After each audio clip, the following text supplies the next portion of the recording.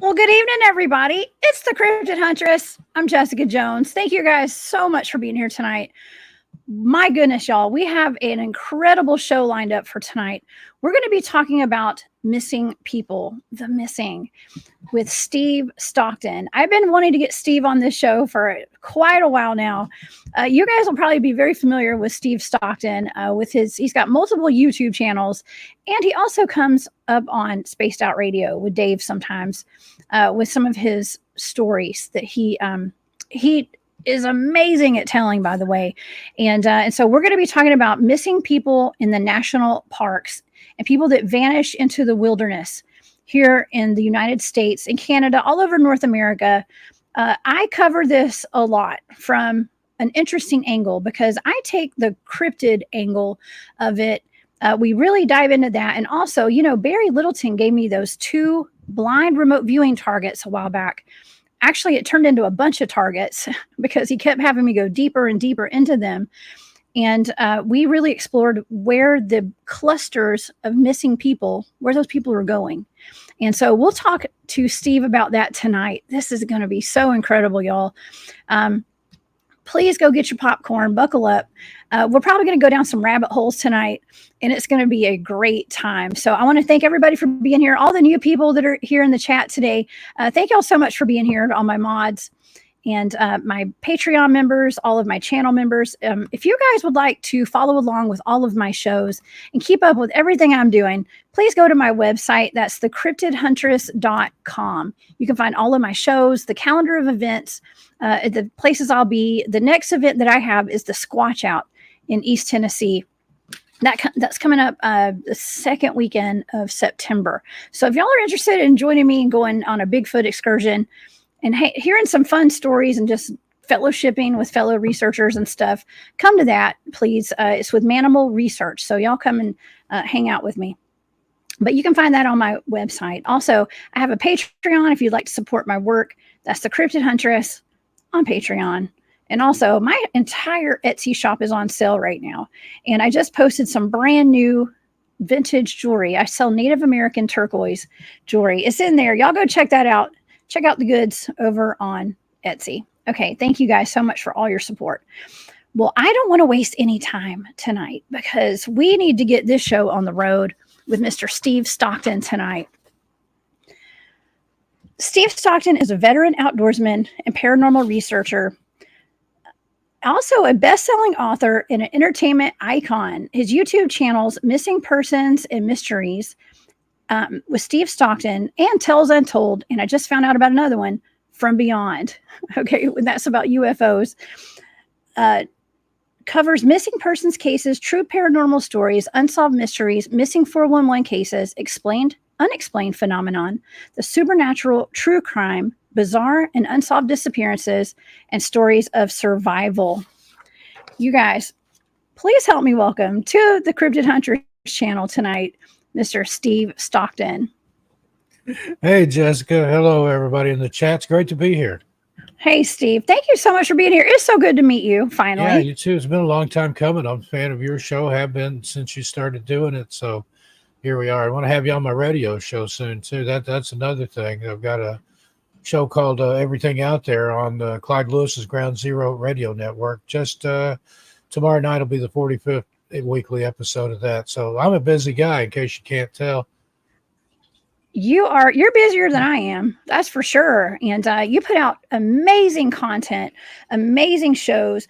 I was just telling you before we went live, I tear up when I watch your shows because it's so heart-wrenching. Yeah, some of those, especially the kids, but any of the missing where they don't have any closure whatsoever. I mean, at least if the remains are found in the worst case scenario, they've got a grave they can visit or the ashes on the mantle or something like that. But the ones that don't have anything, that, maybe never get any answers, those are the ones that really tug at my heartstrings. What would that be like, to have somebody, a loved one, even a child, go missing and no idea whatever happened to them? That's got to be just heart-wrenching. It is. Well, I'm a mom, and I have a 10-year-old son, and he goes into the national forest with me because I am a Bigfoot field researcher. I've been doing this since 2011. Basically, I'm a all around cryptid field researcher. And so I'm out there a lot. I was out there last weekend. Okay. I was out there the week before that. I'm always out there, and I've started taking my son out there more often. Okay. But I didn't ever take him before because of the dangers of this. And, we know this from the David Paulides Missing 411 series and all the research that he did, years ago. We're trying to figure out where all these missing people are going and these missing persons clusters. And so I take the angle of it from, well, we explore, the different cryptids that could potentially be taking some of these people. However, we know that a lot of these cases are not just like cryptids, like Bigfoot or lizard man or reptilians or dog man. A lot of them are just natural disasters potentially, right? Yeah. There's all kinds of things out there that can take you, that can get after you or catch you. And if you take your kids out there, keep them close. Don't send them back to the car for anything. Go every step with them. I'm about to be a father myself, got a son on the way, and going to teach him woodcraft and things like that. But just keep an eye on your kids. Oh yeah. Well, I keep an eye on my kid. I don't let him go pick berries. Okay. Yeah. And I never let him walk. Red. Don't let him be the first in line or the last in line. Don't let him separate from the group. Don't let him run ahead or stay behind. There's things that there's commonalities there that happen. And a lot of this predates Paulides. I mean, there's a lot of those stories that have been written about decades or more ago. Point to books like Lost by Dwight McCarter, who was a lead tracker on the Dennis Martin case in the Smokies. He wrote about it years and years before Paulides. Same with Juanita Baldwin, Unsolved Disappearances in the Smokies. That came out in the 90s. Park Ranger Confidential. I can't remember that lady's that wrote that name. But, this has been going on for some time. And it dates back, to the previous century, the early part of the previous century, and before that, even people like Daniel Boone. Somebody asked him one time if he'd ever been lost in the woods, and he said, "I've never been lost, but I was bewildered for a few days." Now, for a trailblazer like Daniel Boone, you got to wonder what he encountered out there. I wish he had unwrapped that a little more, but it's been going on for some time. Like here, where I'm at in New England now. I moved here from New Mexico last July to get married. And the Bennington Triangle is right up here, and also the Bridgewater Triangle. There's been unsolved disappearances in those areas since, the 1800s, probably the 1700s, and certainly in the early part of the 20th century. So it's not anything new. And I think we've got more questions than we have answers. We got more questions than we started with for people that are doing the research. We do. Well, that's become one of my missions, actually, since I've gone public with my research, and I talk about some of the things that my team does. Of course, a lot of the things we do is confidential, and so we don't talk about our locations. We don't give our locations away publicly and stuff because we're doing continued research in these areas. But a lot of these areas are national parks. They're wildlife management areas. They're on federal and state land, county land. But we've noticed that that's where all the Bigfoots are. Okay, that's where the Bigfoots are. That's where the cave systems are, a lot of them. The cave systems, you can overlay a map of the U.S. cave systems with where the clusters of missing people are, then they kind of line up. So is there something underground? Is there something in caves? I've covered, there you go. You've got the graphics up there. I've covered cases where people heard things in a cave, a mimic, a voice calling out to them, trying to get them to come into a cave. Sometimes it was a voice they knew. Sometimes it wasn't. Sometimes it was a voice of a family member, maybe deceased. I don't know about you, Jessica, but if I hear my grandmother calling to me from a cave, I'm going to go turn around and go the other direction because I don't know what that is. But there's definitely something out there. Then there's the containment theory. There's a guy here on YouTube that has a channel called South Force 10. He's a much older gentleman than I am. I'm 60. And he talks about back in the 1930s, before the Great Smoky Mountains National Park became a national park, He lives in, I think it's Sevierville, Pigeon Forge, that area up there. His relatives were hired by the government to go in there and thin out these creatures. And he thinks there's some sort of Bigfoot, feral human hybrid.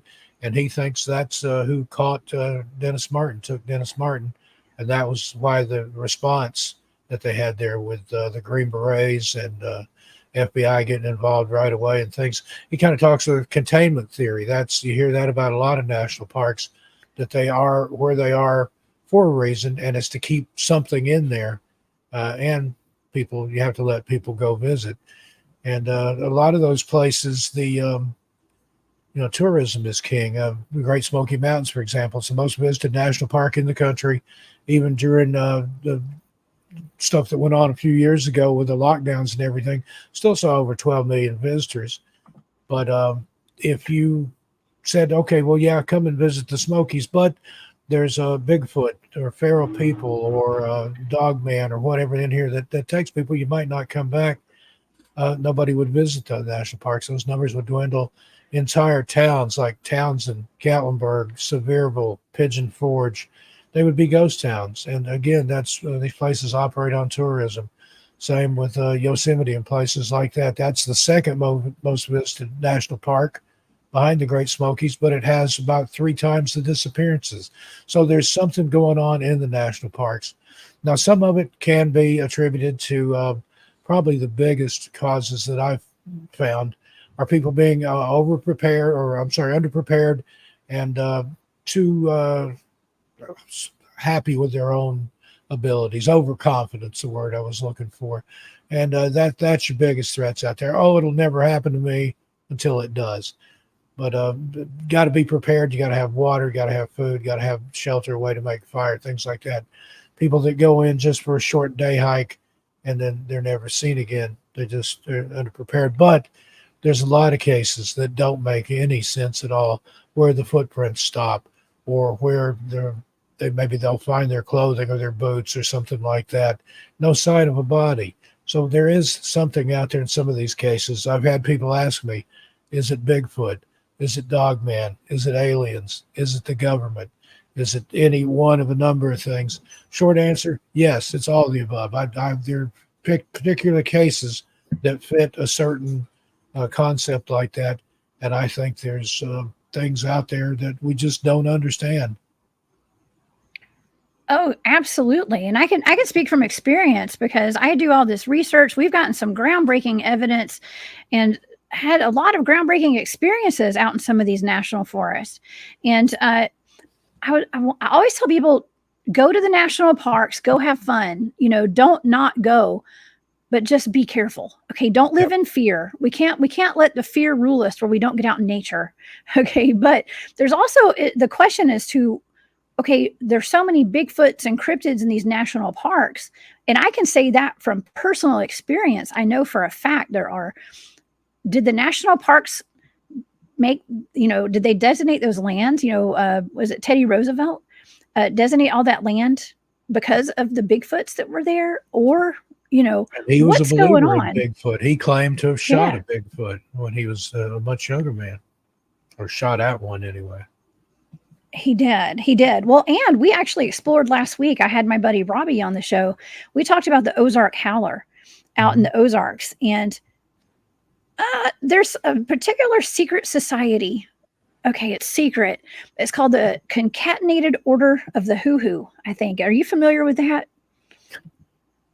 I've heard of it. I don't know. If it's one of those things, you don't know if somebody's winding you up or if it's a real thing, because there are some fraternal organizations out there, the Odd Fellows and things like that. So, no shade, no shame. My father was a 32nd degree Mason, so I know those societies and things exist, but I don't know, what was it, the Royal Order of the Water Buffalo or whatever that you had on the Flintstones. That's a parody, but there are things like that. There are. Well, it makes for a good conspiracy theory for people. Yeah. And we it was kind of tongue in cheek. We were exploring that last week. That was interesting. But there are people out there who are state park rangers, who are wildlife managers, game wardens. I've had a game warden on the show recently, a former game warden who is actually part of the North American Dogman Project now. So, and not to mention the guys that I go out with and do my research, and ladies, some of them are not, I mean, they're vocal about it. They're actually, retired Department of Defense contractors and worked in intelligence and, people that you'd think might know something about some of these cryptids, but they're out there with me doing the research. And so I'm not saying there's like a government connection to any of this, but I think that the government, whoever these national park people are, not all of them, because some of the game wardens and the park rangers have contacted me because they have so many Bigfoot reports in their parks. Okay. Yeah. But I think on a higher level, there has to be some sort of knowledge with our government. I think there is. And that's, people accuse you of wearing a tinfoil hat and all that, but a lot of these conspiracy theories have proven to be conspiracy fact. All that means a conspiracy, 2 or more people got together. My parents worked in Oak Ridge, Tennessee, and met during the Manhattan Project. That was, a big secret. Oak Ridge wasn't on any maps anywhere at that time and things. So technically that's a conspiracy, but it goes deeper than that. Look up Project Paperclip. I've heard people say, oh, that never happened. It couldn't happen. It did. My dad worked at Oak Ridge National Laboratory as a scientist, worked right alongside a lot of those German scientists that were brought over after the fall of the Third Reich. So it very well did happen. I have a story I could tell about a kid that I went home from school with, whose dad worked alongside my dad. He took me into his basement. Back then, and this is in the late 60s, early 70s, everybody had a rec room in their basement in post-war Brady Bunch style houses. Opened the back room of the thing. I thought, okay, he's going to show me a bomb shelter. A lot of places had those, homes had those during the Cold War. Turns the lights on. There's the biggest collection of German war memorabilia I've ever seen in there. And I'm like, wow. I'll call him Tom. I said, Tom, your dad is serious about his war memorabilia. And he said, you don't understand, Steve. He said, you see this? And it was an SS uniform in a plexiglass case. He's like, that was my dad's uniform. So there you go. But no, yeah. Project Paperclip, that's tinfoil hat area. No. And that's just stuff that we know about. I mean, there are all kinds of things that go on. 3-letter agencies, black budget stuff. I've got a thing about Dogman over on my Tales Untold channel that's based on FOIA files that are available on a place called the Black Vault, and how Dogman, some instances of it, may be part of a government experiment with animals. So who knows? Maybe they're trying to make a super soldier or something, half canine, half human. I wouldn't put anything past anybody at this point. Oh, Steve, it's so cool that you bring that up. And Oak Ridge, I talk about Oak Ridge Labs quite a bit, okay, because we've actually brought that up when we were discussing some unspecified animal attacks that happened in the East Tennessee area with Amber Miller and Tony Aarons, I believe. I did some research on that. I actually was given those cases as remote viewing targets. I do something called remote viewing, something our military uses. I was trained in that for many years. And I'm given blind targets sometime. And I was given those targets, and the data said zombie bears attack those people. Something like a zombie bear.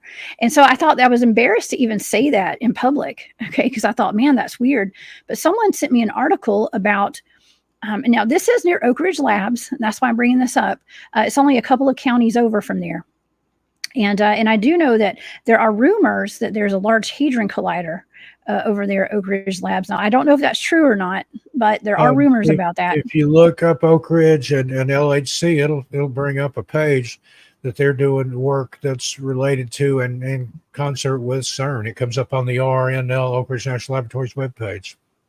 It's called ALICE, ALICE, and it's something about a large hadron collider. That's an acronym. Yeah. So they're working with CERN for sure. So it makes you wonder, what kind of portals have opened up over there. I'm just saying. But one of my viewers actually sent me a link to an article, or there's actually a video on a news channel talking about, I guess our government, like the military, had gone into before Congress to ask for some funding to be changed to eliminate some assets from a program they had done where they were making super soldiers.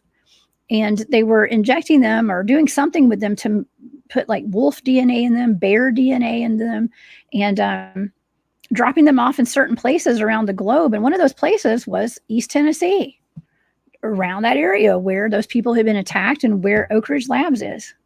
Yep. So wouldn't surprise me in the least, and particularly someplace like the Great Smokies. You've got all that wilderness, and yeah, there's tourist areas and hiking trails and things like that, but there's a lot of backcountry up there that I've been in some places where, probably only the natives that have been there prior. There's a lot of places that you can get into where you get that feeling, that you're being watched. There's other predators out there, apex predators, that are more than human, if you will.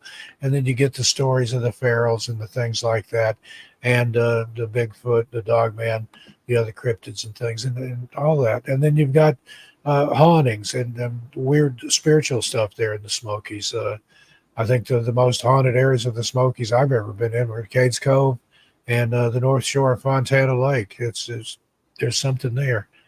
And with the feral people, yeah. I've had people say, "Oh, there's no way people could hide out in the woods." Oh, yeah.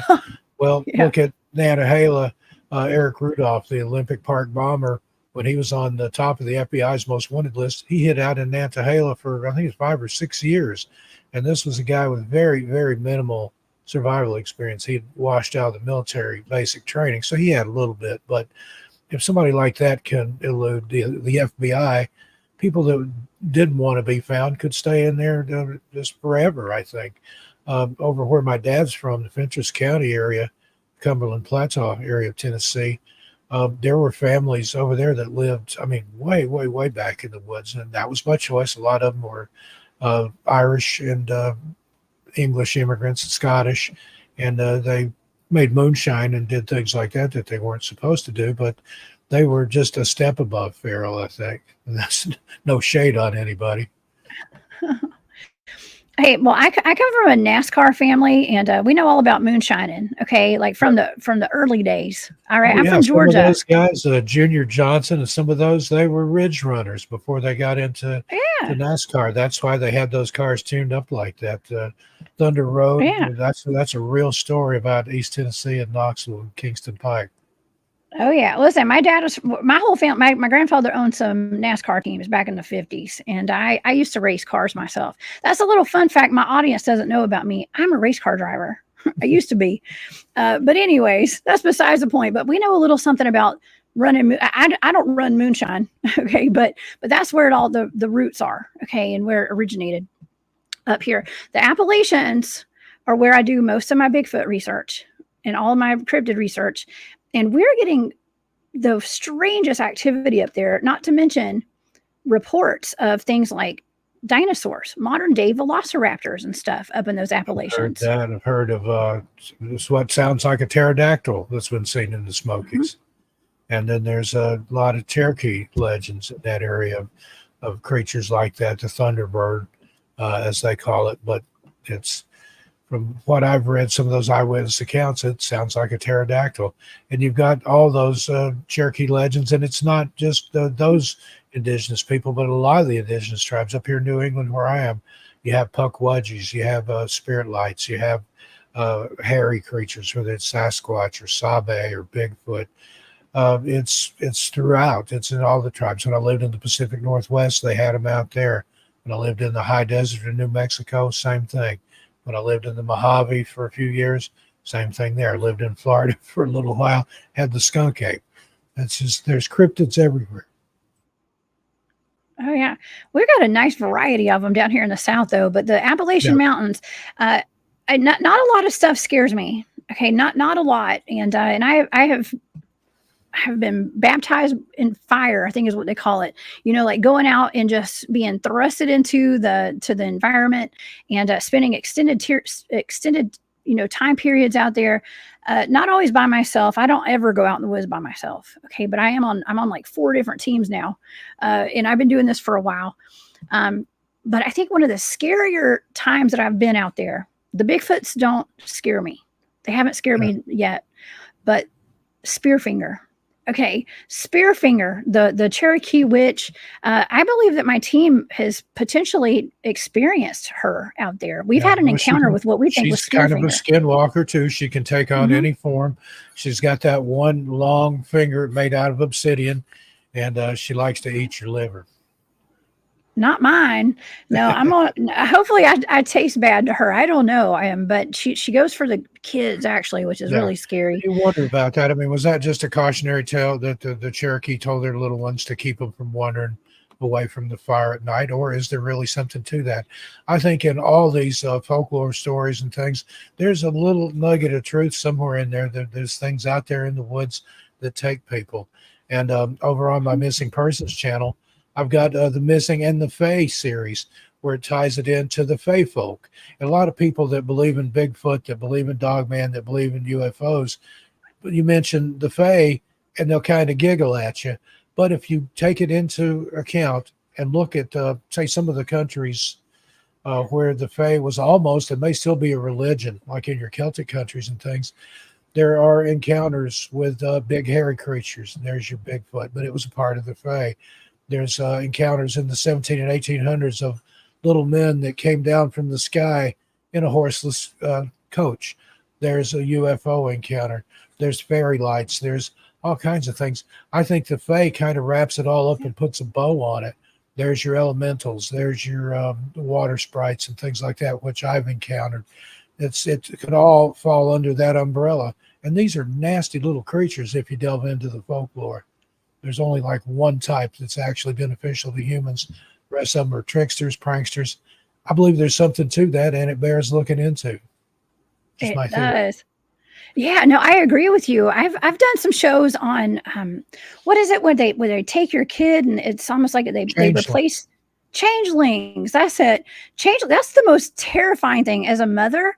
I can't imagine. I mean, I would today people put baby like cameras on their, baby beds and stuff so they can watch their kids. I didn't have a camera on my kid's bed when he was little. Now sometimes you get those baby cameras and they've got like evil faces looking back at you, Yeah. from behind the baby carriage. And so I'm not trying to scare you, Steve. I know you're about to have a baby. Okay. But I'm just Already got saying. that situated. There's certain things you can do to keep them away. They don't like iron. So if you attach a piece of iron, like a horseshoe or a railroad spike or something like that underneath the crib, or even have it in the room, that'll keep the Fae away. You can also spike your yard. Go out and the corners of your property, drive iron spikes into the yard. That'll keep the Fae away. And I had somebody tell me, get rid of your welcome mats. I never Oh thought yeah. about that. If you have that in front of your door, welcome. That's just anything that can see that, just it thinks they're welcome. So Ooh. my welcome, my unwelcome mat says you have no reason to be here. There's no reason for you to be here. That's the truth. Yeah, mine says go away, go away. Yeah, Nobody's allowed in my okay, unless I have prior knowledge of somebody coming because I invited them. yeah. Uh That kind I of don't know, but falls my in door. line with the vampire things. They have Yeah, to be invited in. Same with the black-eyed kids. I've had an experience with that back in the 90s. It's things only have the power over you that you allow it to have. that's true. Amy actually knew that already because Amy knows that I've had an experience with a black-eyed person too, Steve. When I was, and this was in the early 2000s, I was living in downtown Atlanta back in my young and free days, and I had an apartment down there in this old haunted house. I lived in a super terribly haunted house in an apartment in the basement of this haunted house on Ponce de Leon Avenue, and one night I had a gentleman that showed up at my door that was ringing my doorbell, and he had completely black eyes. And the minute that I looked through my window and I saw him, I knew that he had no soul. I knew he had no soul. I just knew it inherently. And I'm not. I haven't heard your story before, but there is nothing like experiencing somebody like that.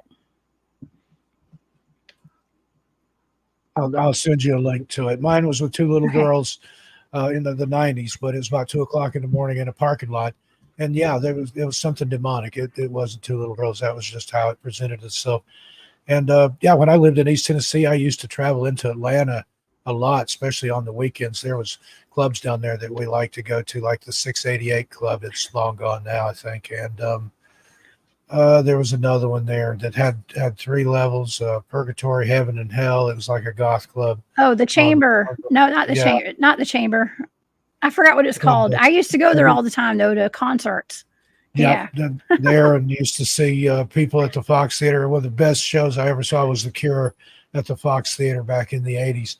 And you ever been to Oakland Cemetery there in Atlanta? That's the one. Of Margaret course. Mitchell is buried there. I It's got the statue of the guy sitting in the chair. Well, he's supposedly a night walker. He gets up and walks around after dark. Oh my gosh. I lived in downtown for 20 years.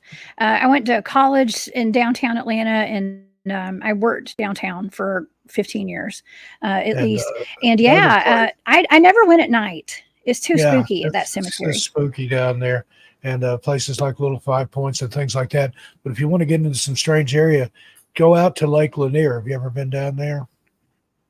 Oh, I have spent a lot of my young adult life at Lake Lanier swimming, and Yeah, actually a couple of one of the first high priority remote viewing targets that I was ever given by the head of my team was a missing person, and I actually located the person's body in Lake Lanier, yeah, and the body was later found. Okay, at the same place, the location where I said that the body would surface. So yeah. a lot of there's at least 2 bodies that I've had there. Okay, that I remote viewed. So it's actually a dumping ground in addition to all the drownings every year. Yeah, there's something strange in Lake Lanier in that general area. I spent some It's time there. cursed. Yep, It's cursed. it A is. lot. I think a lot of these national parks are cursed as well. Mhm. Like No, we were talking about the land between the lakes before we went live tonight, and I think that's a cursed land, personally. yeah. Well, just over the border on the Tennessee side, you've got Indian Mound, Tennessee, Hmm. and all that stuff that's gone on there. And yeah, there's the same up here in New England. There's a lot of places that are haunted, and it's a curse. There's cursed ground here, and it's not necessarily things that have happened. There's new buildings and apartments and things that have weird things happening, but it's the land. As Stephen King wrote, the land is soured, and I believe in that it can carry on. And there's a really good book called "A Dark and Bloody Ground" about the Civil War, I think, in North Carolina, that kind of gets into that. Ooh, Civil War battlegrounds. It's one of my Yeah. favorite things to I talk bet you've about when been it to comes to cryptid. Chickamauga too, if you're from Georgia. Oh God, that's we're okay. So you're in my head right now because I was going to bring that up because I that's one of my research areas, and so we have gone out there. I don't know if you've ever heard of Corpsewood Manor, but Yep. that's real close to there, and I've been out there a couple of times with my team. A brutal murder happened there, and there was a lot of satanic worship going on there.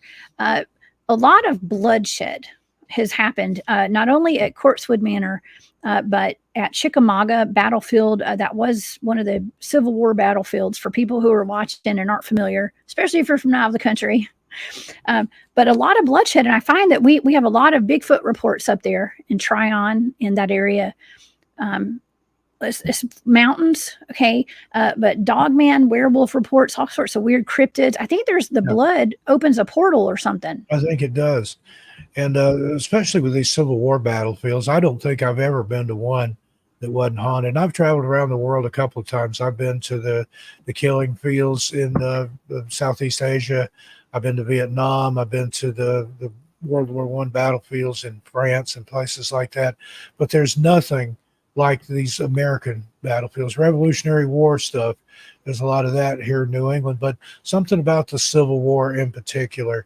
And you've got it at Gettysburg. You've got it there at Chickamauga. You've got it at Antietam. You know, everywhere you go to.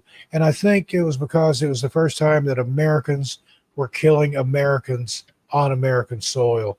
And that's why it was such, and just the sheer numbers of the dead and dying. But yeah, the tower there, Snodgrass Hill, somebody mentioned Old Green Eyes. There was Yeah. stories that whatever that creature is was seen in there among the dead and dying while the battle was still going on. So it had been there for a while. And there's a park ranger there that's talked about encounters with that. There's been people run out of that tower, got in there, and something got after them, and they thought they were on the ground and came out the second or third floor. And yeah, Lookout Mountain, that whole area down there, Ruby Falls, strange area. Chattanooga's cursed too. Oh man. Okay, so my mom grew up at Lookout Mountain, and they had a cabin there, and she used to tell me ghost stories about real life stuff that happened to her. She had 4 brothers, and when they would go up there was some point where the little girl had gone missing. I'm just going to tell a quick story. Okay, a little girl had gone missing, and I guess they had a television out there. They had a television inside the cabin, but they were outside the cabin. Apparently, like the television turned on. This little girl's picture was on there, and it was just really odd because the TV turned on by itself. And I don't know if the little girl had gone missing in that area or what, but when they were sleeping in this cabin, this old timey typewriter used to start typing by itself up there. That was at Lookout Mountain. My mom, I think that really scarred my mother her entire life. Some of those incidents that happened up there, but that's Appalachian Mountains too. Yeah. Yeah, the entire Appalachian range from Georgia to Maine, I think there's just a lot of weird stuff on it. I've covered not only missing person cases, but just strangeness that's happened along the Appalachian Trail.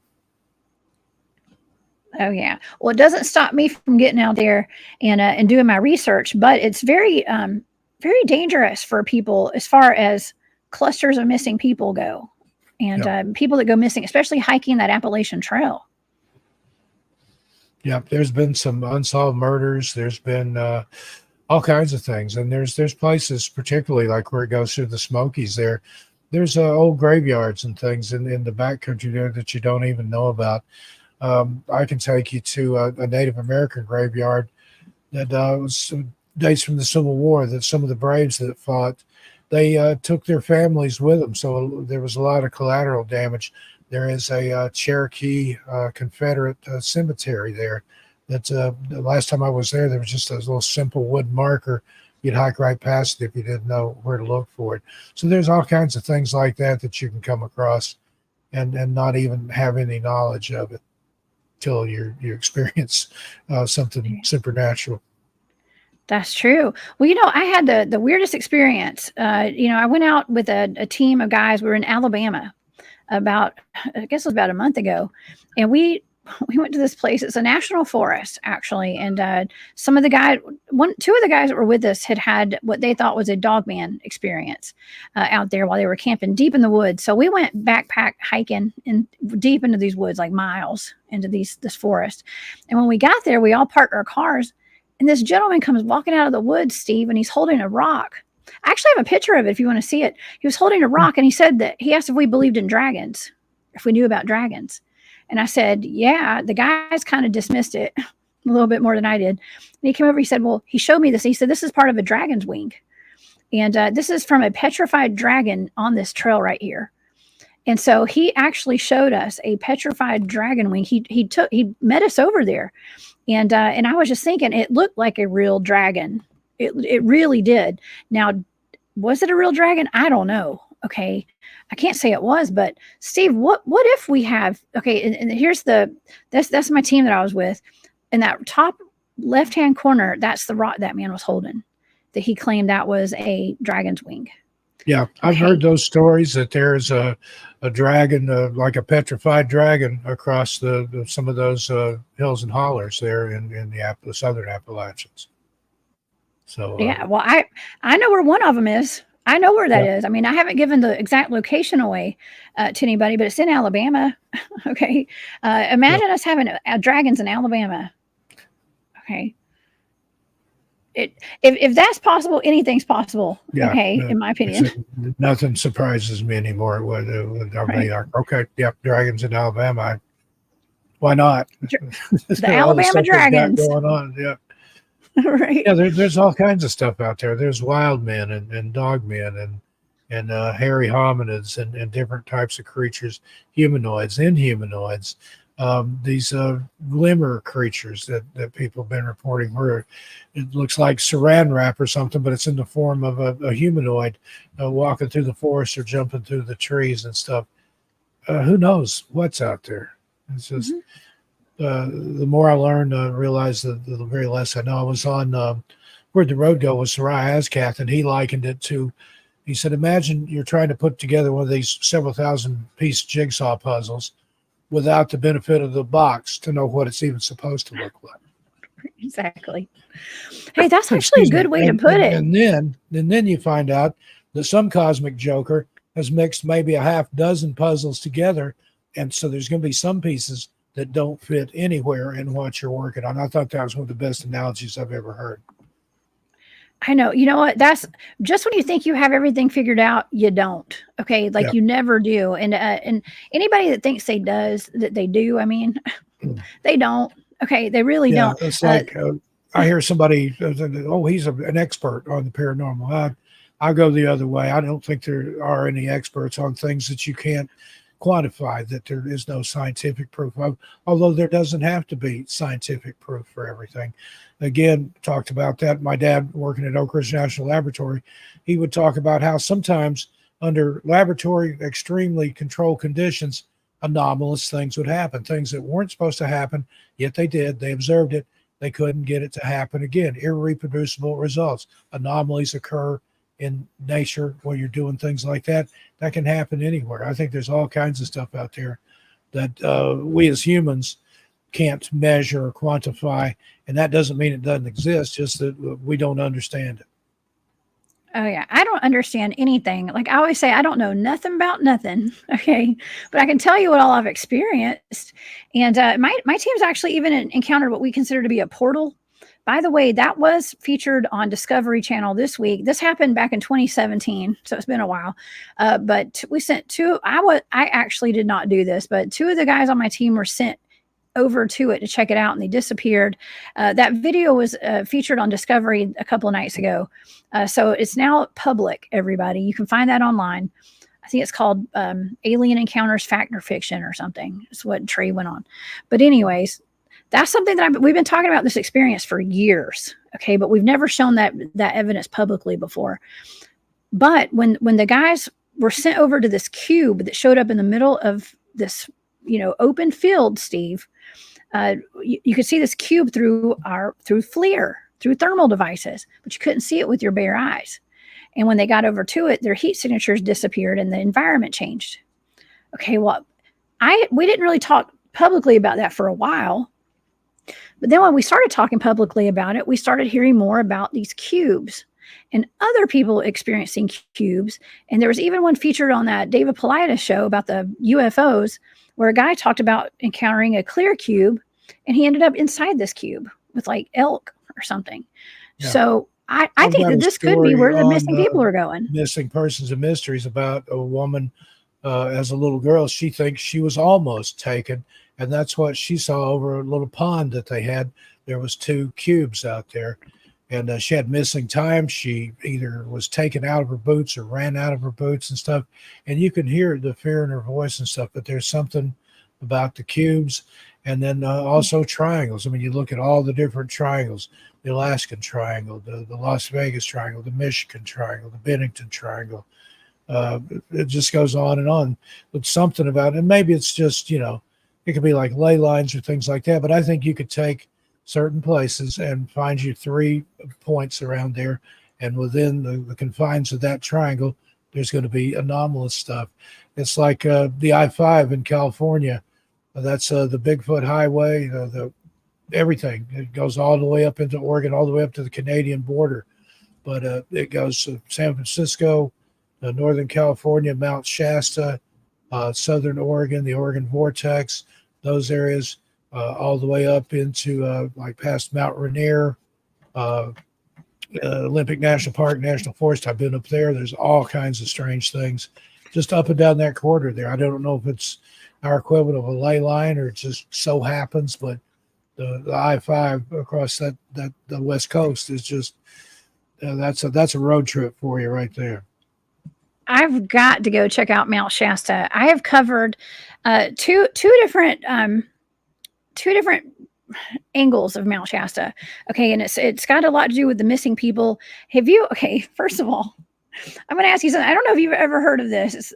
Before I say it, Noxie, thank you for that super sticker. I appreciate you very much. Thank you. Robot Grandma. Have you heard of Yeah. Robot Grandma? Yeah, I've talked You about have? that story before. I've been to Mount Okay. Shasta. I've spent some time up there. It's a freaky, freaky place. I talked to a girl who's actually from Texas, but felt Shasta's call, quit her job, bought some camping equipment, and went and lived in a tent on Mount Shasta for several months for no reason. But I was up there. Just I've gone outside the cabin. I stayed in McLeod, which is just down the road from Mount Shasta. A place called Shasta View Lodge had just this incredible view. That mountain doesn't even look real. It looks like a Bob Ross painting. And then you have those lenticular cloud formations and things. I saw lights up on the mountain. One point I was outside. It was about 2 o'clock in the morning. I was getting something out of the car, and I felt that feeling you get when somebody's staring at you real hard. And I whipped around, and the only thing there was Mount Shasta. It was the mountain was watching you. So it's like Nietzsche, whenever you appear into the abyss also peers into you. But yeah, that robot grandma story, the little kid went missing. They searched all over for him. Then when they did find him, he was in an area that had already been searched just on the side of the trail. And then weeks later, he was telling some story that he didn't like that other grandma. And his dad, like, what other grandma? And he said, the robot grandma that was in the cave. Remember when I was lost and nobody could find me? Came to tell this story that it looked like his grandma and acted like his grandma, but she was a robot. And she tried to get him to defecate on a piece of paper, and he wouldn't do it. In this cave, he saw all these camping equipment and weapons and things with cobwebs and dust and things on them, maybe even people that were in suspended animation. So he told his grandma all this, and she called her son and said, what are you letting him watch? What is he talking about? And he's like, yeah, he was telling us that story. But then she remembered she'd been camping up there prior to all this. You remember seeing red eyes or lights or something outside her tent. The next thing she knows, she's waking up face down in the dirt. She had puncture marks on the back of her neck. So did something take her DNA and make a replicant or a clone? And that's what the little boy encountered in the cave. That's one of the weirdest head scratchers I've ever heard. But there's all kinds of stuff like that on Shasta. I think that is one of the more fascinating stories. I'd never heard of that. And my friend Rakeem had given me that, gave me some coordinates. It was a blind remote viewing target. And it was mind blowing. I had never heard of this before. What really stuck with me, though, was the fact that the little boy said that there were cobwebs all over people's belongings inside that cave. So there were purses and wallets and shoes and all sorts of weird mixed matched items that belong to humans out there. And I was thinking, well, what if that's from some of those missing people? Yeah, that's my take on it. And you've got other stories there of people that live inside the mountain, the Lemurians, tales of Saint Germain being spotted on the mountain, appearing to people and dictating things. And if you go into the town proper, Shasta, there's the I Am reading room. There was a guy back in the excuse me, I think the 30s or 40s that created a religion based around stuff that he supposedly channeled while on Mount Shasta. It's a power spot for a lot of people. It's very strange. Joshua Tree National Park out in California, it's like that too. There's just so much weird stuff there. I used to live in Las Vegas, and when I had to go into LA for things, I'd stop in Joshua Tree usually and spend the night. But another weird spot. Oh yeah. Oh yeah. I was just out in Reno recently with Spaced Out Radio, actually. And we went up, we did some ghost hunting up at Virginia City and had a really good time. That's just an area of very high strangeness, though. We went sky watching after we went ghost hunting one night. And we saw some strange things in the sky. I mean, of course, they have, let's just say, underground bases and stuff. Yeah. Those deep underground military bases, and Area 51's not too far from there. Yeah, been up there. I've gone up on Freedom Ridge when you could get up there and look down into Area 51. People that I was with, we get as close as we could until the camo dudes came out and chased us away. But the strangest UFO experience I ever had was in Las Vegas, down on the south end of the Strip. I was a manager at one of the casinos at the time. I was taking one of my employees home. It was about 2 o'clock in the morning, and saw a triangular craft over a power substation near the south end of the strip there. It was black. There was no lights on it. It was totally silent. It was just hovering there. And I asked my employee, I said, "Do you see that?" Excuse me. And they did. I stopped. We got out. We watched it. And it was just hovering there, triangular, black as night, about the size of a football field. And then suddenly it either went straight up or it just winked out. And I had the idea that it moved up, but if it did, it went so fast that we couldn't see it. Either that, it was just gone. And no explanation for what that was. I mean, was that one of ours, one of theirs, or something interplanetary? Who knows? But I know what I saw. Oh yeah, I know. I've seen some weird stuff myself, and you can't discount, people's experiences and stuff. And I think that some of these some of these people who've gone missing are attributed to UFO encounters. I mean, we just covered is it the Pascagoula? Is that how you pronounce it? Yeah, The Pascagoula in Mississippi. UFO incident. Yeah, those guys were taken and 73 or 74. I remember when that happened. I was a kid and it scared the crap out of me. It was one where they had the eyeball come in and scan them. Oh yeah, him and Travis Walton too. That incident and the Allagash incident. I mean, there's a lot of like mass ET abductions, and of course, those people were brought back eventually. 73 was a good year for UFO abductions and things. There was a major flap that year. I was 10 years old that October, and remember a lot of that stuff. My parents and I would go up to my brother's house. He lived up on the hill, one of the highest places around there. Go out in lawn chairs on Saturday night and sit and watch these weird lights in the sky. What a great family thing to remember. But yeah, there's a lot of weird stuff out there. And I think UFOs play into it. And also, if you notice around these places where disappear, there'll be encounters with UFOs and with Bigfoot. They kind of appear. I don't know if they're not mutually exclusive or anything, but a lot of times where you have one, you will have the other. Oh, that's when I finally came out publicly about my Bigfoot research. From the very first time I ever went out Bigfooting, I had UFO contact. And then eventually, okay, we kept having a lot of UFOs in the environment when we were doing our Bigfoot research. I started getting visited in my room by actual ETs at home. Okay, so there is a connection. I don't know what that connection is. I still don't. Yeah. After all these years, but there's a connection to ETs and you mentioned Travis Walton.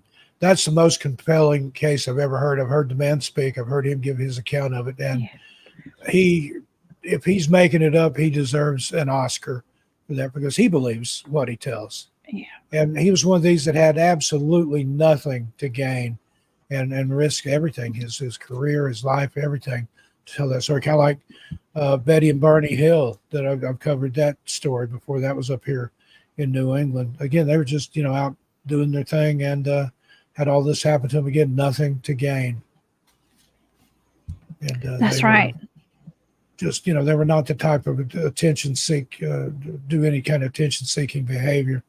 So it's the cases like that. And we talked about that on my radio show a while back. If there's just one, if there's one encounter that's true with UFO, one with Bigfoot, one with Dogman, then there's something out there. It just takes one. It takes one. And you had a lot of them are true. Oh, me too. Well, I've experienced it myself, so I do believe it 100%. And and you covered a really interesting account of a woman. I think her name was Claudia Ackley, maybe. Yeah, Claudia Ackley. She was a woman she was a Bigfoot researcher, but she had an interesting experience where her daughter was filming her with her camera phone, and a Bigfoot showed up in the background. She ended up suing the state of California because they have Bigfoots there, and I guess it was a threat to the safety of people in California, and she actually filed a lawsuit on that. Okay. On them. No. And this is something that, I mean, I don't know. It's kind of mind boggling because it's like, well, why have more people not filed suit against the government on this stuff if they know they're out there? But I guess it's just an interesting case.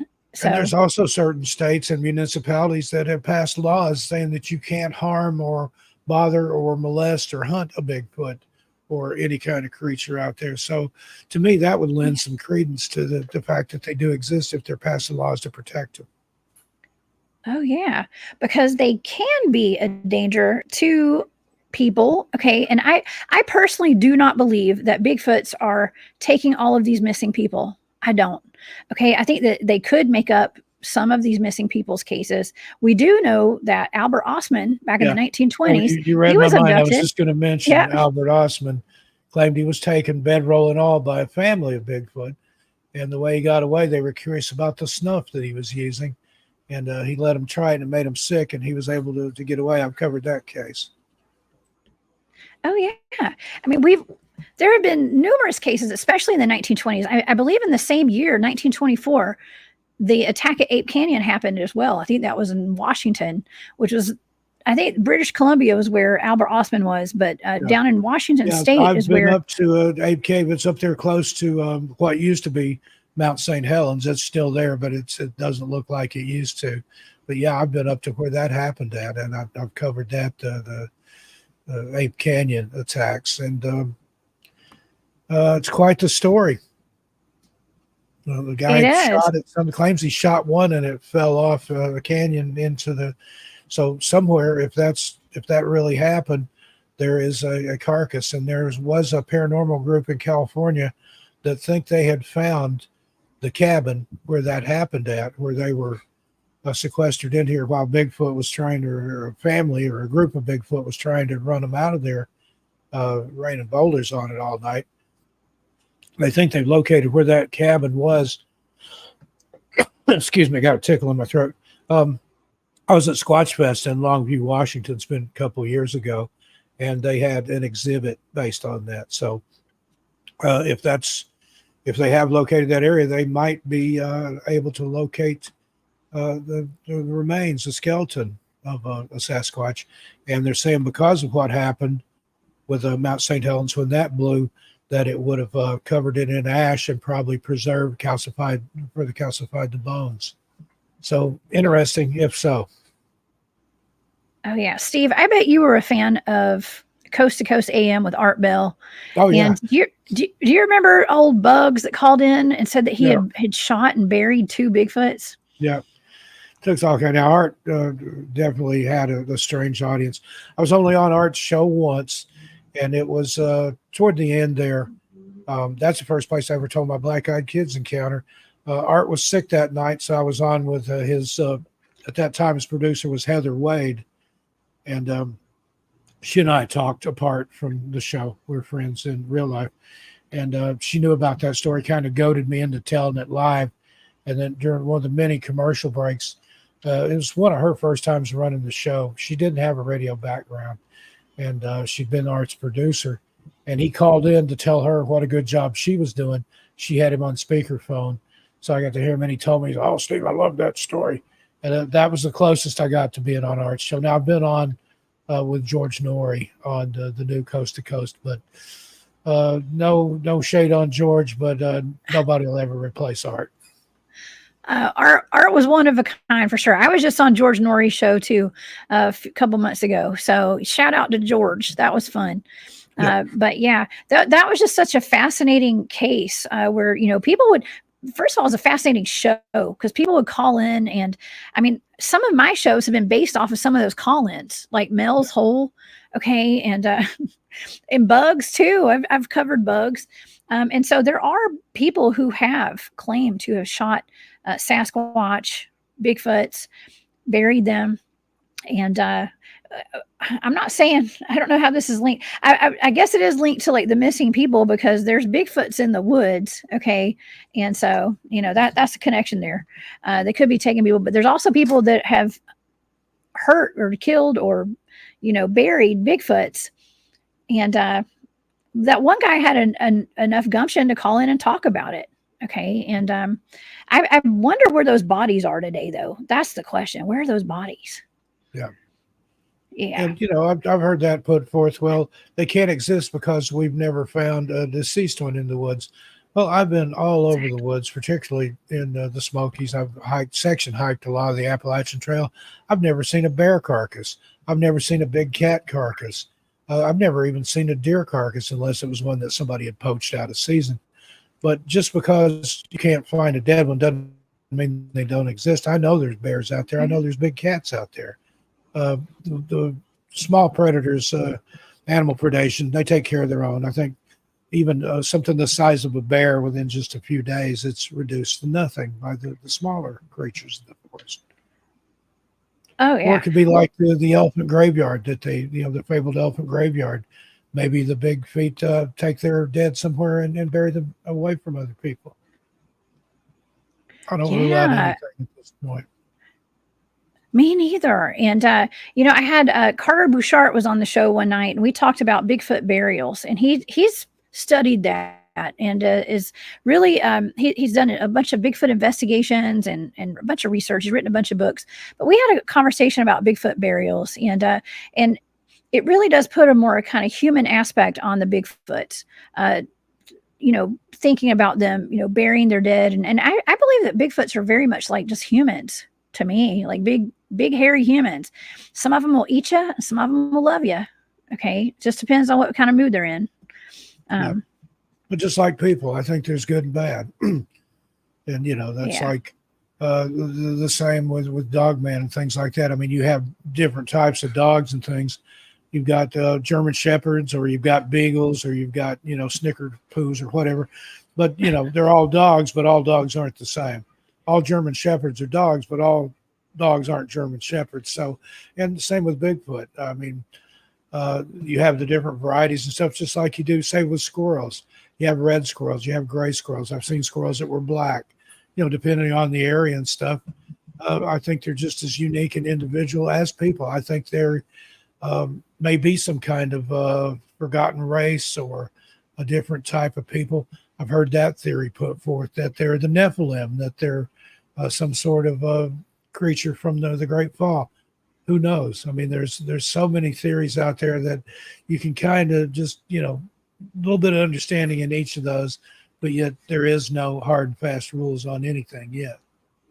Oh gosh, you just sparked a memory. Okay, so about a year or two ago, I was called out to a state park to do a Bigfoot investigation, and it took me a while to get out there because there was just the state park ranger told me that he had gotten like 9 Bigfoot reports over the past month.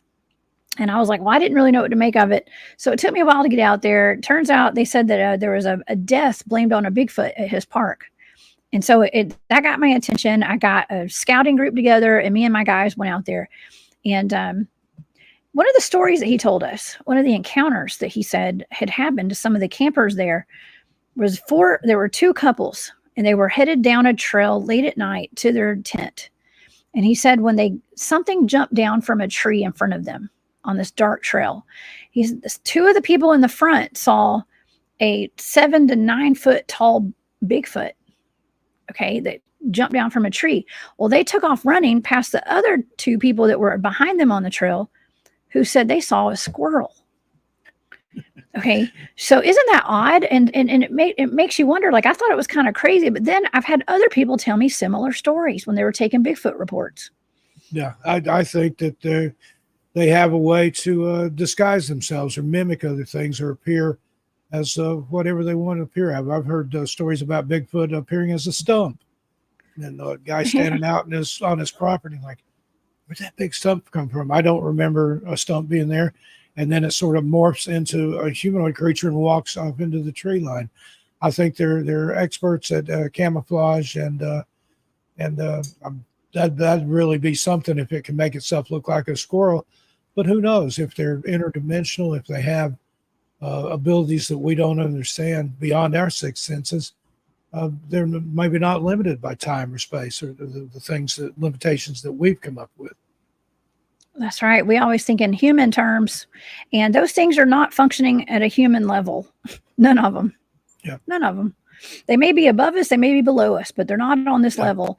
And sometimes that's kind of my rationality is like, well, it's all a frequency thing too, because some of us can see them. Some of us have encounters with them. Of course, I'm out there chasing them all the time and stuff. But I feel like sometimes you just got to be on that right frequency to have these experiences, even with ghosts. Wouldn't you say that? Yeah. And Yeah. again, I think a lot of these things vibrate at a different frequency, a higher or lower frequency, depending. And if you look at even the light spectrum, what we can see is this much in the grand scheme of things, but the actual spectrum is way out here, beyond the edges of my screen here. So who's to say? And late comedian Mitch Hedberg once said that all the pictures of Bigfoot are blurry because the creature itself is blurry, and that's a clear picture of a Bigfoot. The Bigfoot's blurry. Maybe it is. That could be, because it vibrates at a different frequency, at a different spectrum of light. That's why we can't get a good, clear picture of it, because it doesn't want you to. It has the ability to raise or lower its own vibrational frequency as a means of camouflage. Makes sense to me. It makes sense to me. It's like everything makes sense and nothing makes sense at the same time. Exactly. Right? No sense makes sense. Exactly. Okay. Well, getting back to all the missing people that we have, do you think it's more of could it also be because we've established that it could be cryptids, right? It could be cryptids that are taking some of these people, but there's also that human aspect, and I don't just mean like we have serial killers hiding in the woods sometimes where I go and do my research. So Yeah. I'm always armed at all times when I'm out there. But there's also, I mentioned the portal. Okay. I believe a lot of these people are being literally kidnapped. Okay. What do you think about that? I think that's a possibility. I mean, you have people like Israel Keys who traveled across country to different national and state parks. He would go there ahead of time and cache kill kits, a plastic bucket with rope, weapons, whatever he thought he was going to need. And then he would go back and just wait for somebody to happen along. Crime of opportunity. That goes on. There's been other killers like that worked in the national forest. The FBI thought that at one time there was maybe as many as 2 or 3 serial killers moving up and down the Appalachian Trail. When you think about that, if you're on the trail, you could get off in one of these little towns, do your nefarious deeds, hop back on the trail, and take off again. And even if they set up, like a dragnet, a manhunt, and all this, they're most likely not going to block the trail. They're going to block the highways and things like that. So that I could see that happening. Or likewise, somebody working the trail to find those victims of opportunity like that, a solo hiker, or like the 2 females that were murdered in Shenandoah, just happened to be in the wrong place at the right time and became victims. I think that goes on too. It's a little bit of everything. I don't think it's any one particular thing. And then another thing that I've often thought about in cases where they find them with no shoes. Well, when I lived in Portland, Oregon, there's something there called the Shanghai tunnels. They still exist. They're below street level in Portland. And they harken back to the time when Portland was a rough and rowdy town. It was part of the Wild West. You might walk into a bar or a brothel, you get slipped a Mickey. The next thing you know, they take you in the back, they dump you down this tunnel into the Shanghai tunnels, and you get Shanghai. That's where they got the name. You come to, and you're on a merchant marine boat headed for the Orient. But down there, you can still tour those tunnels in places. It's sandy, and there's broken glass down there. So that was one of the things they would do, would take their boots, drop them down the chute if they did come to before they were on a boat headed to Asia. It's dark, you're disoriented, you've been drugged, you're barefoot, and the floor is covered in broken glass. So basically, you're not going anywhere. Well, a lot of these people that go missing and that aren't found, they will find their footwear just left, sometimes side by side, which is kind of strange. But if you think about it, if you were going to hunt humans and you wanted to give them just a little bit of a head start and a sporting chance, take their boots and say, okay, you run that way, I'm going to give you a 5-minute head start. And then when I find you, I'm going to shoot you. They're not going to get far or fast without any boots in the woods. Yeah, that's pretty sinister. Like that short story, The Most Dangerous Game. Oh yeah. Well, there's a lot of dangers out there in them woods, a lot of dangers. And I mean, we've even well, I don't want to get into detail about this because I do remote viewing and we are given like targets. We work with law enforcement sometimes. I have before in the past. There was one case of a man who I think he had like kidnapped a girl who was hiking with her dog up in North Atlanta or up in North Georgia. And she ended up decapitated or something. It was just, and so I always have that in the back of my mind when we're out in the woods. I never am out there by myself with my kid, not at night, especially. But that's one of our rules of our team is like we never go anywhere by ourselves, and we always have radio contact with Let our somebody base know camp. where you're going, when you plan to be back, what routes you're going to take. I've got a video I'm working on called "How Not to Go Missing," and it covers things you can do to lessen the chance of going missing. Of course, anything can go wrong at any given time, but there's certainly things you can do to make it harder to go missing for yourself or for others. That's right. Always tell somebody where you're going. Okay. And the majority of the people, from what I remember reading, people who had like something to protect themselves with, like a pew pew, you know what I mean?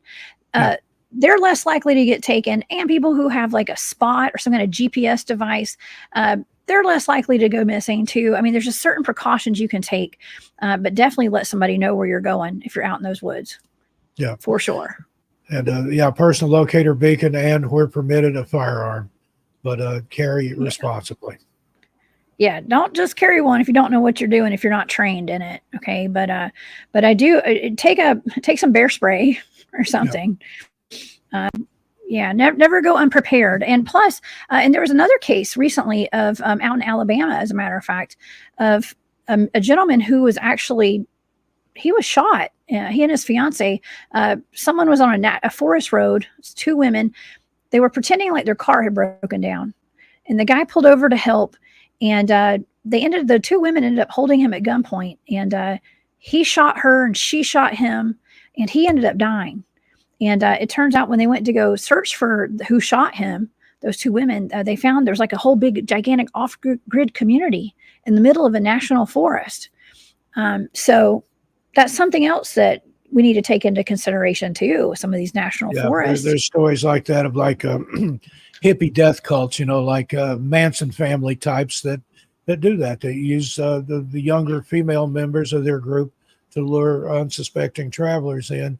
Oh, can you give me a ride? And then they give them a ride, and then they get jumped by people hiding in the bushes and stuff. So doesn't pay to pick up hitchhikers. Yeah, you get ambushed. Just you got to be careful about that too. Well, see, I have the excuse of being a single female, so like I'm not going to stop for just anybody. I'm sorry, I'm just not, especially if I have my kid in the truck too. So just be aware of your surroundings. If I see somebody I think actually needs assistance, I'll call for them, but I'm not going to stop and try to do anything. I don't, because you never know. I don't want to get carjacked or anything. I've had that almost happened to me in Knoxville. Back in the 90s, I had somebody tried to get my work van. So it's and all I was doing was stopping at a stop sign. Well, and you are constantly researching missing people who have disappeared. So the warnings, the dangers. Okay. Yeah. And some people just kind of let that, some people, a lot of us, even myself, I'm guilty of it. We don't think sometimes, we're not always on point like we should be. And our human compassion comes in sometimes, and that'll get us, that could get you hurt.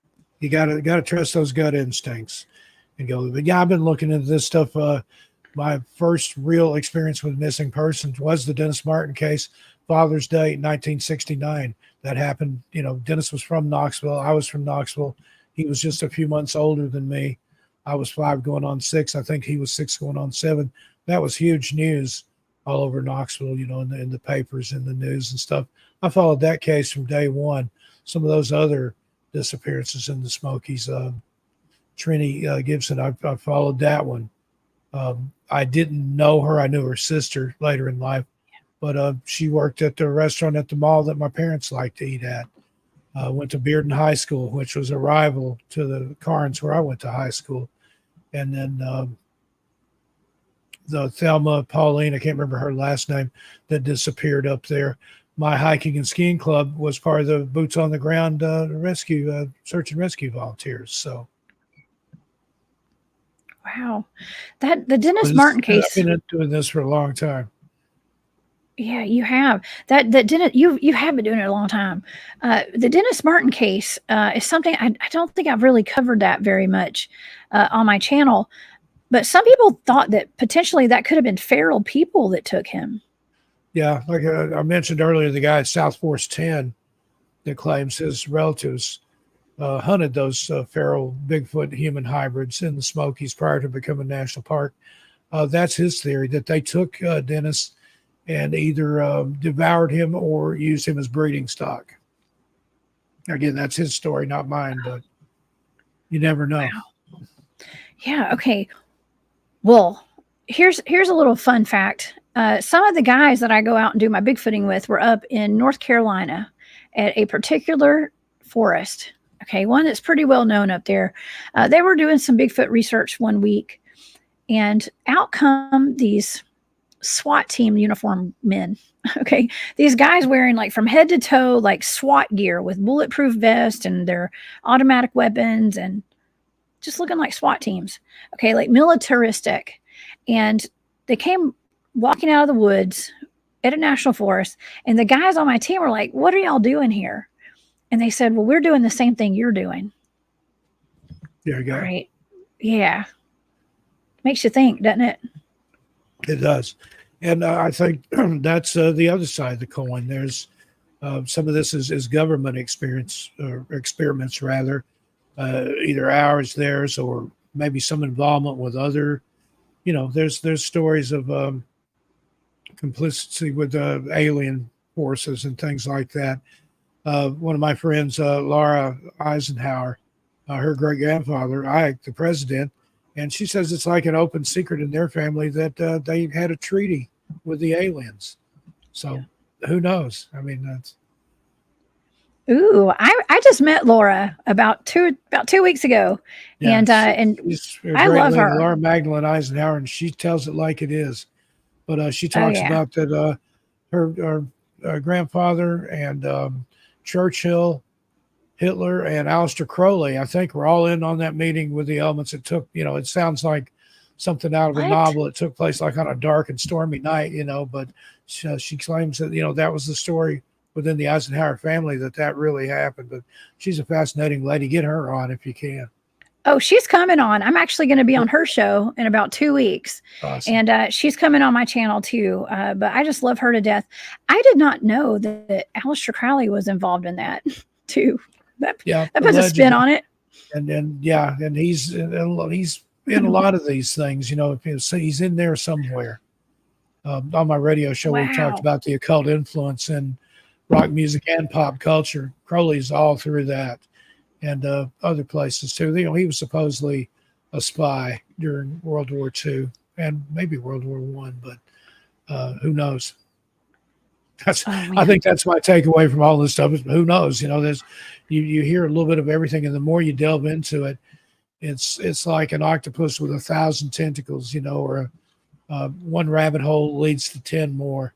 And like I said, it's been a fun journey, but I've got a lot more questions than I started with.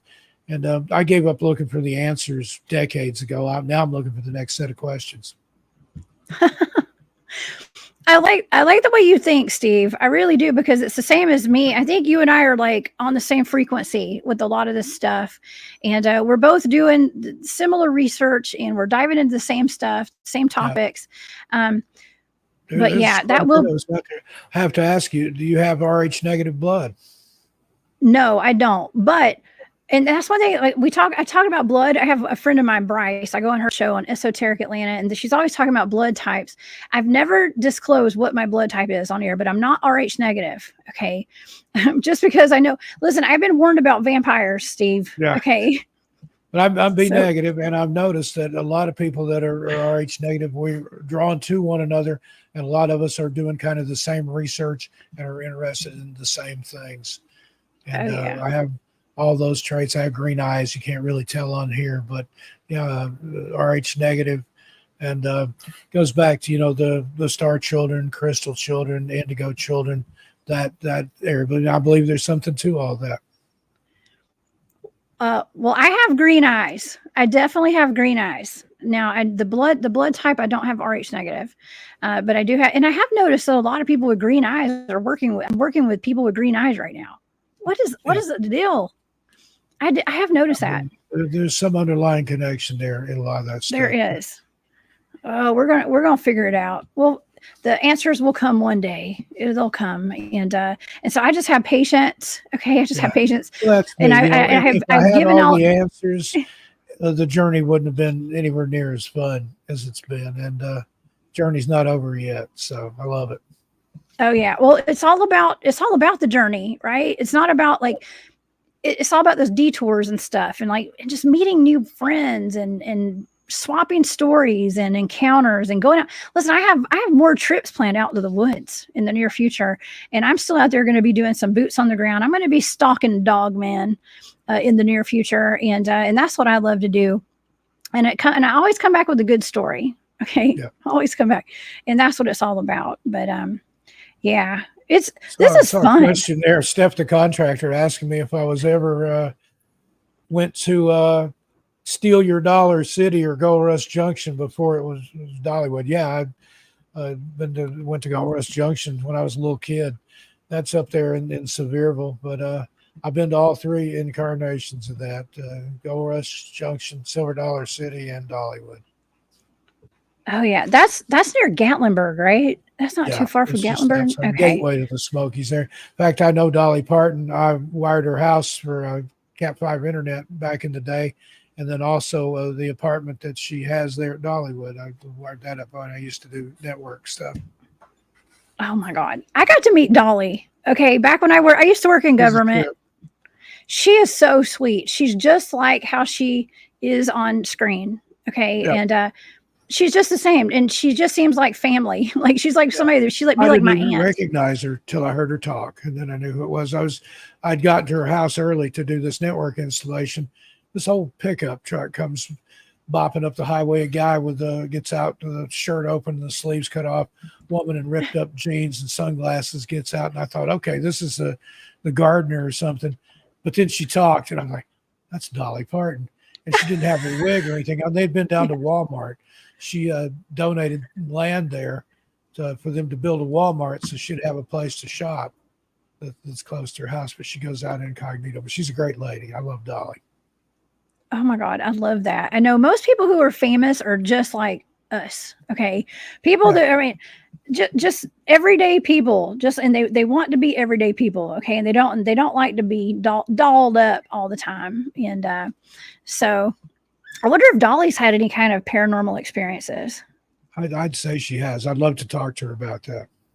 Yeah, maybe we can set that up sometime. I'd watch that interview. Okay. Or send her over to my channel, Steve. Yeah. No, there's just so much that goes on in the Smokies and the Appalachians. And I knew that we were going to have a great discussion tonight about all this. And I don't know. Do you have any I don't want to end this conversation because it's so good, but I also don't want to keep you here all night. I know you've got a baby on the way and stuff. So I have thoroughly enjoyed this though, for sure. Yeah, talking to you. Time. Yeah, for sure. We're gonna have to bring you back on, Steve. Okay. If you will. And likewise, I want to get you on my radio show. Spend a couple hours over there going over some stuff and more. engaging anytime conversation. Oh yeah, for sure. Anytime. Well, do we have any final thoughts tonight? Maybe we should kind of bring it to that, and then I'll have you tell the audience about all your books and your YouTube channels and stuff. Do you have any final thoughts on these people who've disappeared out of our national parks? Just be careful out there. There's obviously something going on that's bigger than all of us, whether it's the government, whether it's UFOs, Bigfoot, Dogman, Glimmerman, occult influence.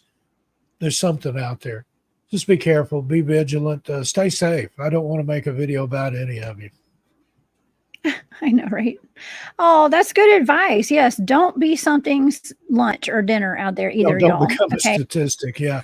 And don't think it can't happen to you, because I've made videos about thousands of people that didn't think it could happen to them until it did. Exactly. It doesn't affect you until it does.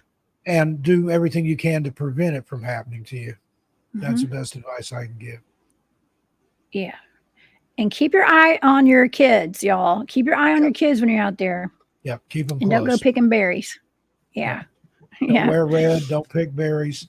Don't let them run ahead or don't leave them behind. If you're with a group, stay with a group. Mm-hmm. Yep. I've considered tying a rope around my kid's waist and tying it to my wrist. Okay. Yeah, like I've literally thought about that. Idea. Seriously, they make those like a kid leash. I don't think they're harness. as popular as they used to be, but yeah, let the kid wear a harness. Yeah. I mean, it sounds rough, but y'all, those are our, most precious assets. I guess you could say, like our most precious things, like our loved ones. And there are, actual kidnappings and people that take babies and things like that. There's human trafficking. It's not all supernatural. There's a lot of stuff like that out there, but there's just a lot of evil people in this world too. So, just be careful. Yes. Hey, Brown be Dwarf. Careful, y'all. Brown Dwarf's been on Brown Dwarf's in here. Oh, has he? I love Brown Dwarf, man. Thank you for being here, Brown Dwarf. He's been on my UFO channel too. Yeah, well, he's out in LA, man. He's got some good footage of a lot of orbs. Yeah, that's something else. Captures out there. He does. And Steve, that's something that I didn't even bring up tonight. We have a lot of orbs whenever we're having like Bigfoot activity and stuff, or even when we're not having Bigfoot activity, but we're in the field, orbs are a constant. Okay. We always have orbs out there, it seems like, every time. And I don't know if yeah. I'm not sure if they have anything to do with the disappearances, but there's a lot of orbs in those national forests. Okay. So in my experience, for sure. Okay, Steve, tell everybody about your YouTube channels and your books and where they can find you. Okay, the main channel's Missing Persons and Mysteries, and that's just what it sounds like. Missing persons will always be before that. And my mission statement, if I have one, is if I can bring one person home or give one family closure, worst case scenario, then I'm doing what's been laid on my heart to do. To keep the names and the faces out there. Some of these people have been missing for years and years and years. And the law enforcement have given up, but the families haven't given up. There's always that hope. We talked about Dennis Martin. I saw an interview with his dad, and I met his dad before. This was probably, say, on the 40th anniversary of Dennis's disappearance. They interviewed him, and he said, I'm always thinking that one day I'll be sitting here, there'll be a knock at the door. I'll go answer the door, and there'll be a nice looking young man there. And you think, okay, a reporter wanted to talk to me. Yeah, how can I help you? And this young man will say, Dad, it's me. It's Dennis. I've come home. And sadly, that never happened. His dad passed away, I think about 10 or so years ago, on my birthday, no less, Halloween. And he never had any closure. We always kept looking for Dennis. And that's got to be just the most awful thing in the world. And I want to be a voice for those that no longer have a voice and advocate for the missing in any way that I can. And then the other side of that coin, I have Tales Untold.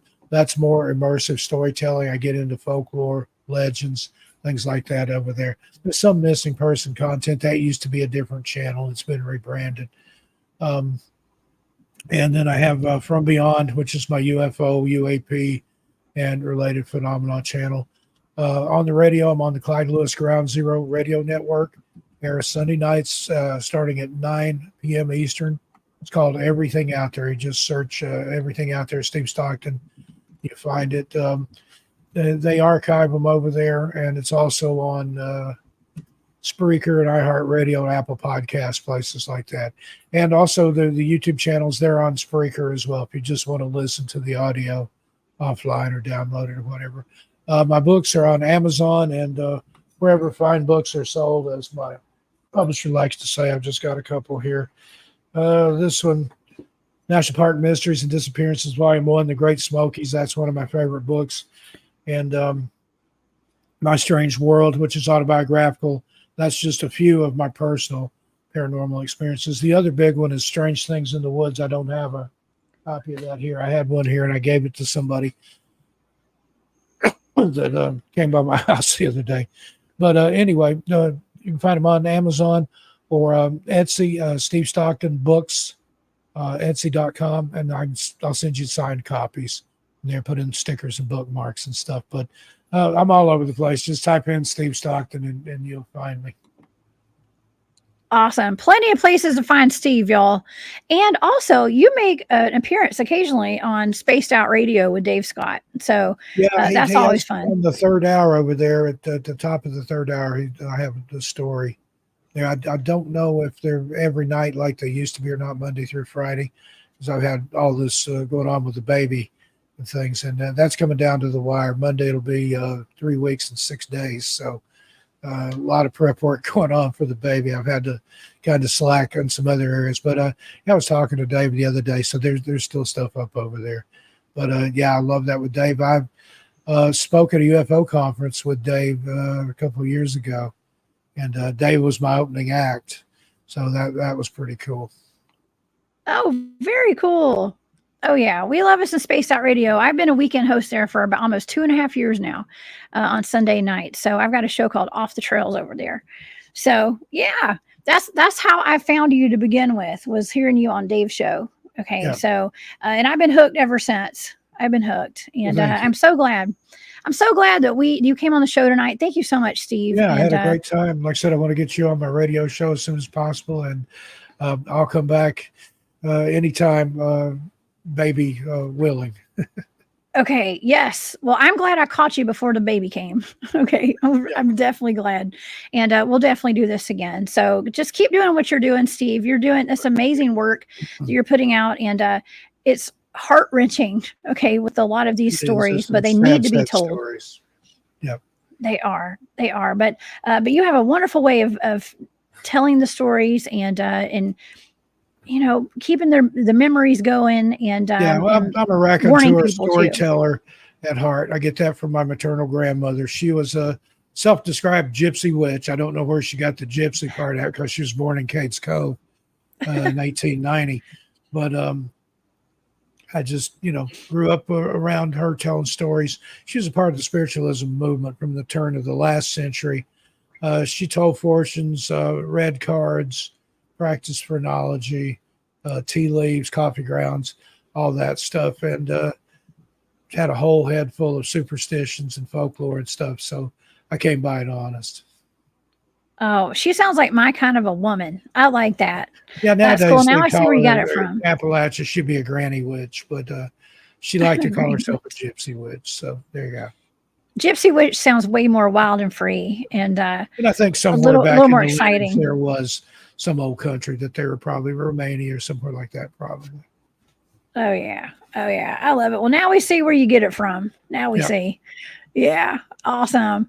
All right, Steve. Well, good luck with your baby. I can't wait to hear. You got to make that announcement when your baby comes. And, we've got the name picked out and everything, but we're just kind of holding it close till he's here, so somebody with a sooner due date doesn't snipe the name from us. But it's a very special, literary name, something you don't hear every day, but it has meaning for my wife and I. So I think Nicole's listening. I love you, sweetheart. So. Oh, congratulations on your baby, Steve. And it's been awesome. You guys, please come back and see me here at the channel. Okay. And hi to everybody from my crowd that's over here.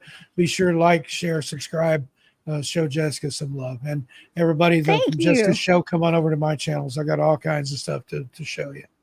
Yes, y'all go over to Steve's right now and go subscribe to all 3 of his YouTube channels and go hit him up and buy his books too. Okay. And it's wonderful information we're getting out here tonight. And I hope everybody enjoyed it. I hope you guys all learned something. Please stay safe out there. Okay. Everybody stay safe. Make a Keep video your head on a about swivel. Yeah. Don't end up on Steve's show. Okay. But otherwise, y'all have a great night. Steve, have a great night. I'll see you again soon. All right. Thanks. Y'all. See ya.